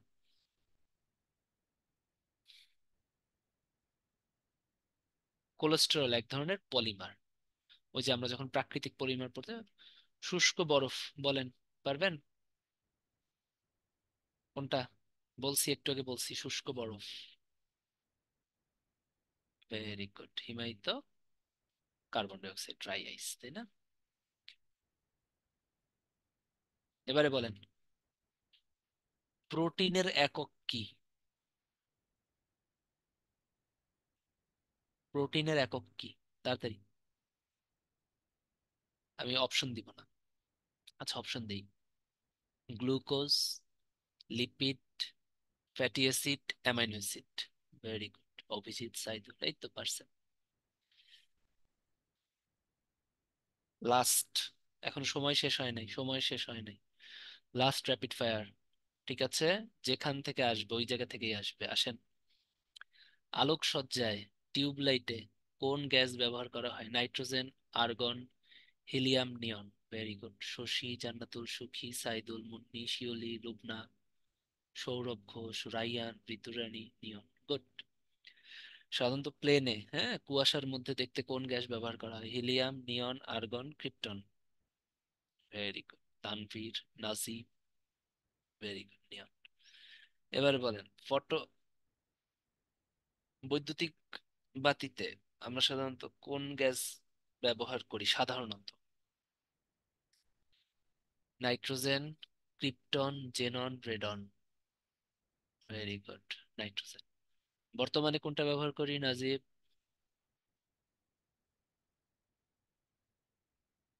Helium, argon. Very good, very good. দেখছেন, এগুলো পড়তে গেলে মাথায় এইভাবেই হচ্ছে মনে রাখতে হবে। এবারে বলেন, ক্যান্সার কোষ ধ্বংসে আপনি কোনটা ব্যবহার করবেন? ওকে, রেডন। Very good. এবার এখানে ডাক্তার কে কে আছেন শেষে বলেন, আমি আছি। কে কে ডাক্তার? ভেরি গুড, নিদ্রা ডাক্তার, শিমুল ডাক্তার, সাইদুর ডাক্তার। এখন বলেন, আপনার ক্যান্সার ক্যান্সার কোষ ধ্বংসে কবে রেডন ব্যবহার করছেন? বলেন। অবশ্যই দেখছেন। কোথায় দেখছেন? ওয়ার্ড ছিল, অবশ্যই ওয়ার্ড ছিল, 2 সপ্তাহের জন্য হইলেও ছিল। আমি ইও বলে দিলাম, 2 সপ্তাহের জন্য ছিল। বলেন। ভেরি গুড, রেডিওথেরাপিতে। এখন বলেন, রেডিওথেরাপি সাধারণত দুইটা বলবো: squamous cell carcinoma, basal cell carcinoma. Squamous cell carcinoma, basal cell carcinoma, কোনটাতে রেডিওথেরাপি বেশি কাজ করে আর কোনটাতে কম কাজ করে? কোনটাতে রেসপন্সিভ বেশি? আইটেম নিতেছি। হ্যাঁ, শিওর বেজালে বেশি? গুড। ওকে। হ্যাঁ, বেজাল সেল কার্সিনোমাতে বেশি রেসপন্সিভ, ঠিক আছে। এবারে বলেন, স্কোয়ামাস সেল কার্সিনোমাতে কেমোথেরাপি আর রেডিওথেরাপি কোনটা বেশি রেসপন্সিভ? স্কোয়ামাস। গুড, এই তো আপনার তো ভালো স্টুডেন্ট, সবই তো পারেন। হ্যাঁ, গুড। আর কি বল, ভালো লাগলো। একটু যেহেতু ডাক্তার আছেন, ডাক্তারদের সাথে একটু প্যাও প্যাও করে নিলাম আর কি। গুড। ঠিক আছে। হ্যাঁ, এখন বলেন, সেটা হচ্ছে মাত্র আমাকে আমাদের এক স্যার ফোন দিছে। উনি হচ্ছে ওনার হচ্ছে 17 উইকস। ওনার হচ্ছে সকাল থেকে একটু একটু ব্যথা করতেছে। তো আল্ট্রাসোনোগ্রাম করা হলো, আমাকে এসএমএস টা পাঠাইলো। আমি দেখলাম যে লিকিউড ঠিক আছে, হ্যাঁ, সবই ঠিক আছে, পালস সবই ঠিক আছে। হ্যাঁ, অ্যালজিন খাইলে ব্যথা কমে, আবার একটু পর ব্যথা বেড়ে যায়। এখন কি করব? আমাকে একটু বলেন, আমাকে এখন বলতে হবে। বলেন। কি কিছু জানেন না? বলেন, আমি কি বলবো? ওয়েট করুক, তাই না? একদিনে ঠিক হয়ে যেতে পারে। লেফট ল্যাটারাল পজিশনে। হ্যাঁ, আল্ট্রাসাউন্ড ঠিক আছে, আল্ট্রাসাউন্ডে সব লিকিউড ঠিক, এভরিথিং ঠিক আছে। না, ব্লিডিং নাই, কোনো ব্লিডিং ফ্লিডিং কিছু নাই। হ্যাঁ, অ্যালজিন খেলে ব্যথা কমে, কমে না, তারপরে কমে। হ্যাঁ। ওকে। এবার লাস্ট কোশ্চেন, লাস্ট কোশ্চেন। কাঁসা, এটার ভিতরে কি কি থাকে? আমি ডাক্তারি পেশাকে মিস করি না, বিকজ আপনার ভাবি ডাক্তার, ও সারাদিন ডাক্তারি করে। ওকে। কপার আর হচ্ছে, আচ্ছা, good, very good, very good. Sakib, Shubhra, Shashi, Sumana, Esha. Good. Copper tin.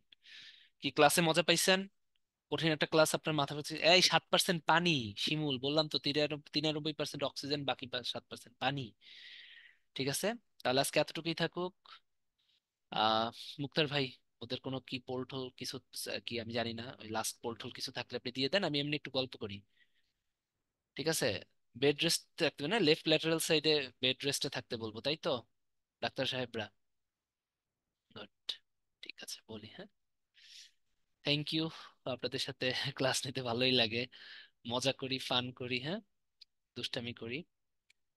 But যতটুকু দিব ক্লাসের পরে কিন্তু প্রত্যেকটা জিনিস কিন্তু একটু নোট করে ফেলবেন। হ্যাঁ, নইলে কিন্তু হবে না, একটু নোট করে ফেলতে হবে, নইলে কিন্তু একটু ধরা খাবেন। ঠিক আছে। ওকে। সবাই ভালো থাকেন, সুস্থ থাকেন। সবার জন্য শুভকামনা রইল। আমার জন্য শুভকামনা থাকবে।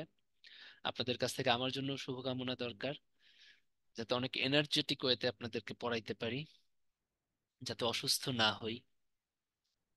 হ্যাঁ, পজিটিভিটির ভিতরে থাকি। সবার জন্য শুভকামনা। আজকের মতো এতটুকুই, টাটা।